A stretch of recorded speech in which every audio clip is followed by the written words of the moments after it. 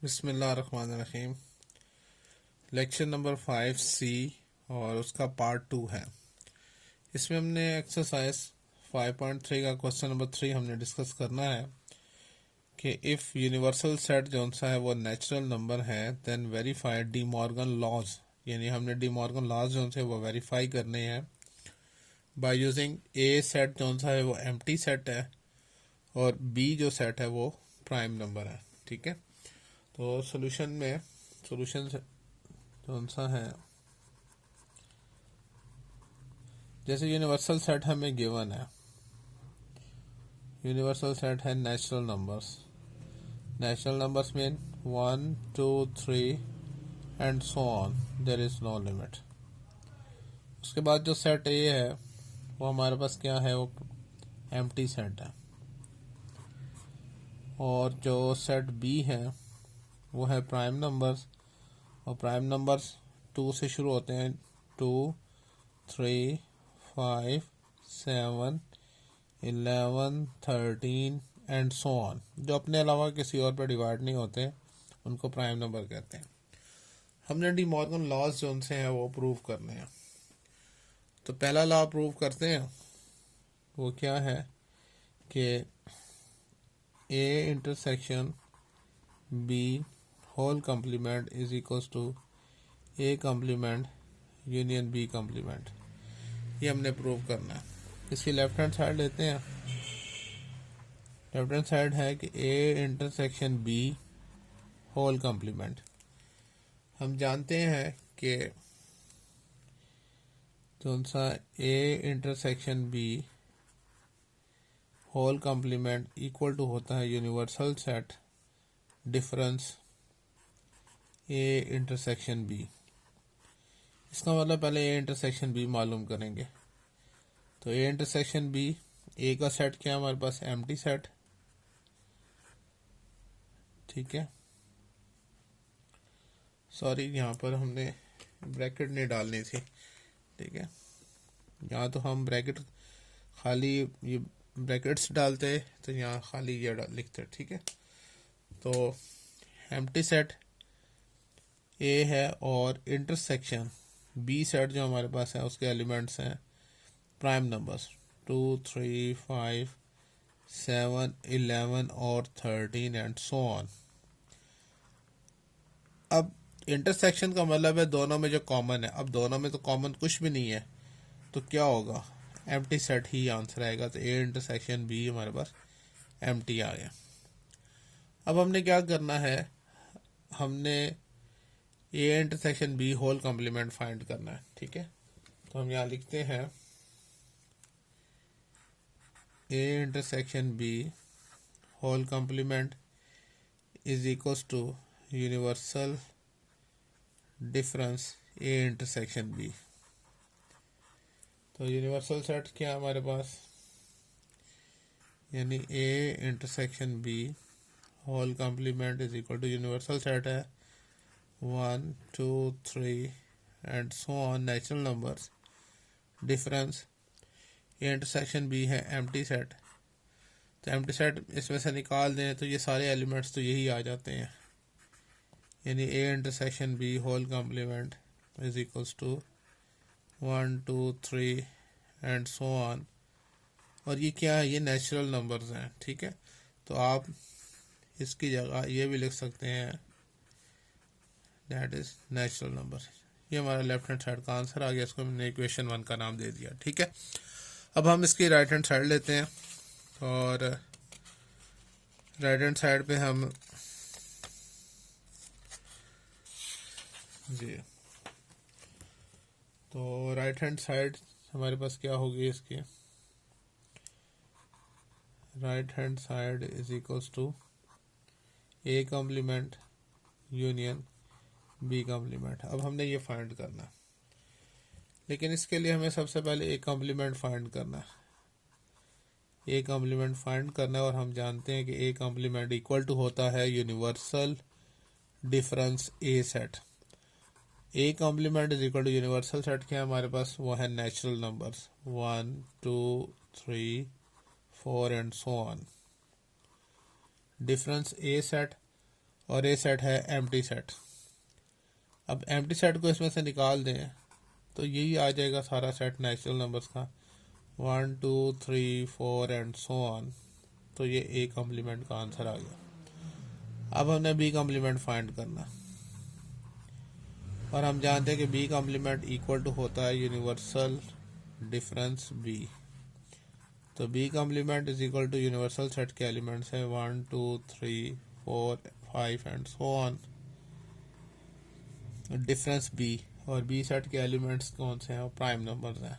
ठीक है, 2 3 5 7 11 13 and so on. अब जितने भी प्राइम नंबर्स हैं वो इस नेचुरल नंबर में से निकाल दें तो इनमें कंपोजिट नंबर आ जाते हैं लाइक 1, ठीक है, 4 5 नहीं 6 8 9 10 12 एंड सो ऑन। तमाम के तमाम जो कंपोजिट नंबर हैं वो बी कॉम्प्लीमेंट आ जाएंगे। अब हम मालूम कर सकते हैं आसानी से, और हमने क्या मालूम करना था? हमने मालूम करना था A complement union B complement, ये मालूम करना था। अब दोनों की वैल्यूज हमारे पास गिवन है तो लिखते हैं यहाँ पर A complement union B complement is equals to A complement तमाम नेचुरल नंबर्स हैं ये वाले 1 2 3 4 एंड सो ऑन, तमाम natural numbers. Union B complement ये तमाम कंपोजिट नंबर जो से 1 4 6 8 9 10 12 एंड सो ऑन। यूनियन का मतलब है तमाम एलिमेंट्स को मिलाकर लिखना है। तो A complement union B complement is equals to, अब जितने भी कंपोजिट नंबर हैं वो तमाम नेचुरल नंबर्स में आ जाएंगे। तो ये हो जाएगा 1 2 3 4 एंड सो ऑन। और ये क्या है? हम इसकी जगह ये भी लिख सकते हैं कि ये तो नेचुरल नंबर्स हैं। ठीक है, तो इसको नाम देते हैं इक्वेशन 2 का। तो इन द एंड हम लिखेंगे कि from equation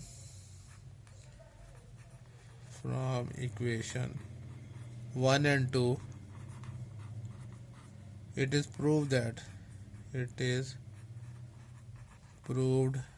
that left hand side is equals to right hand side. Therefore क्या था डी मॉर्गन लॉ हमने प्रूव करने के लिए? पहला था A intersection B whole complement is equals to A complement union B complement. ठीक है, ये हमने फर्स्ट लॉ जो था वो प्रूव कर दिया। इसके दो लॉ हैं डी मॉर्गन लॉ के। तो सेकंड जो सा है पार्ट, सेकंड लॉ आप आसानी से वो भी कर सकते हैं। यानी अगर हमने ये किया था A intersection B whole complement, तो सेकंड लॉ क्या था हमारे पास? वो था A union B whole complement is equals to A complement intersection B complement. ये सेकंड लॉ है। तो इसकी लेफ्ट हैंड साइड देखें और वो है A union B whole complement. तो पहले हम इसका फार्मूला जानते हैं कि A union B whole complement equal to होता है universal difference A union B. तो सबसे पहले तो ए यूनियन बी फाइंड करेंगे। ए यूनियन बी, तो ए का सेट तो वो तो है एम्प्टी, यूनियन बी है वो है क्या? Prime numbers. ठीक है, और प्राइम नंबर कौन से थे? बी प्राइम नंबर जिसमें था 2 3 5 7 11 13 एंड सो ऑन। अब दोनों का यूनियन लिखना है। तो A union B is equals to, अब एम्प्टी को भी इन सेट के एलिमेंट्स को मिला दें तो 2 3 5 7 11 13 एंड सो ऑन, ये एलिमेंट्स आ जाएंगे सेट के अंदर। अब हमने मालूम करना है A union B whole complement से, तो यूनिवर्सल सेट हम जानते हैं वो सारे के सारे क्या नेचुरल नंबर्स हैं, 1 2 3 4 एंड सो ऑन। और डिफरेंस ए यूनियन बी, और ए यूनियन बी हमने ये निकाले हुए हैं। तमाम के तमाम प्राइम नंबर्स हैं 2 3 5 7 11 13 एंड सो ऑन। तमाम के तमाम प्राइम नंबर्स को जब इस नेचुरल नंबर में से निकालेंगे तो यहाँ पर क्या बचेंगे, कंपोजिट नंबर बचेंगे, यानी A union B whole complement is equal to, तो कंपोजिट नंबर कौन से होंगे, 1 4 6 8 9 10 12 एंड सो ऑन। ठीक है। अब उसके बाद कौन सा है, इसकी राइट हैंड साइड देखनी है हमने।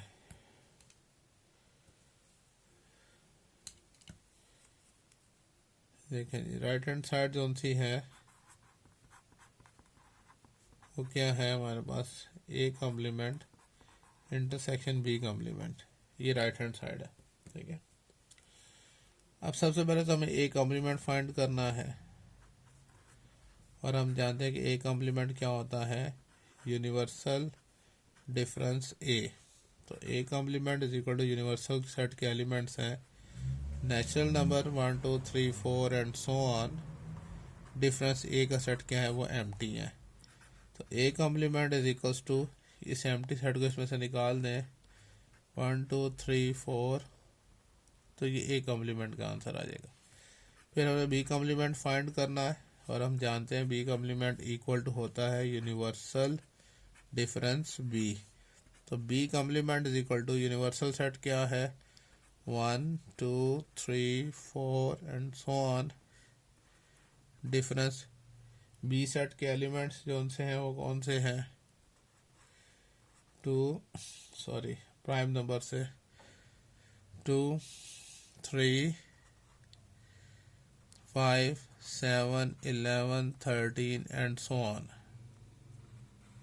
तो डिफरेंस इन एलिमेंट्स को इसमें से निकाल दें तो जो सा है बी कॉम्प्लीमेंट का आंसर आएगा। ठीक है।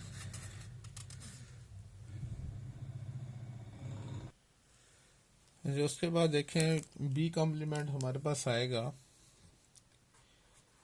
तमाम एलिमेंट्स को उसमें से निकाल दें, यानी तमाम प्राइम नंबर्स को नेचुरल नंबर में से निकाल दें तो कंपोजिट नंबर आ जाएंगे, यानी 1 4 6 8 9 10 12 एंड सो ऑन। तो ये हमारे पास बी कॉम्प्लीमेंट आ गया। अब हम मालूम कर सकते हैं A complement intersection B complement. तो हम लिखते हैं यहाँ पर A complement intersection B complement is equals to, A complement हमने निकाले थे तमाम के तमाम, वो क्या है, नेचुरल नंबर्स हैं 1 2 3 4 up to so on. Intersection B complement हमने ये निकाला है 1 4 6 8 9 10 और 12। अब इन दोनों में जो कॉमन एलिमेंट्स हैं ये तमाम के तमाम नेचुरल नंबर्स हैं, ये तमाम के तमाम कॉम्पोजिट नंबर हैं।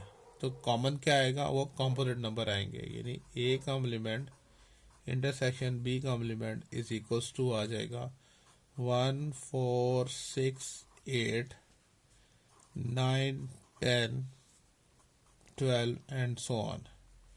तो ये हमारे पास राइट हैंड साइड का आंसर आ गया, इसको हम इक्वेशन 2 का नाम देंगे। अगर आप देखें लेफ्ट हैंड साइड का आंसर जो सा था, इसको हमने इक्वेशन 1 का नाम देना था, और उसका आंसर भी सेम है जो सा है वो इक्वेशन 2 के साथ। ठीक है, राइट हैंड साइड का आंसर बिल्कुल सेम है दोनों का। तो इन दी एंड हम लिखेंगे from equation 1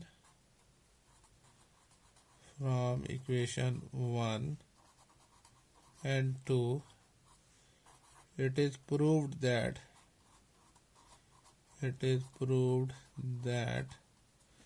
left hand side is equals to right hand side. Therefore A union B whole complement is equals to A complement intersection B complement. तो इस तरह से हमने जो सा है वो डी मॉर्गन लॉज दोनों के दोनों हमने यहाँ पर प्रूव कर दिए। ठीक है, उसके बाद देखें जो नेक्स्ट है आगे क्वेश्चन नंबर 4। ठीक है, अब क्वेश्चन नंबर 4 में हमने इसको वेन डायग्राम से इसको सिंप्लीफाई करना है, प्रूव करनी है हमने कुछ आइडेंटिटीज।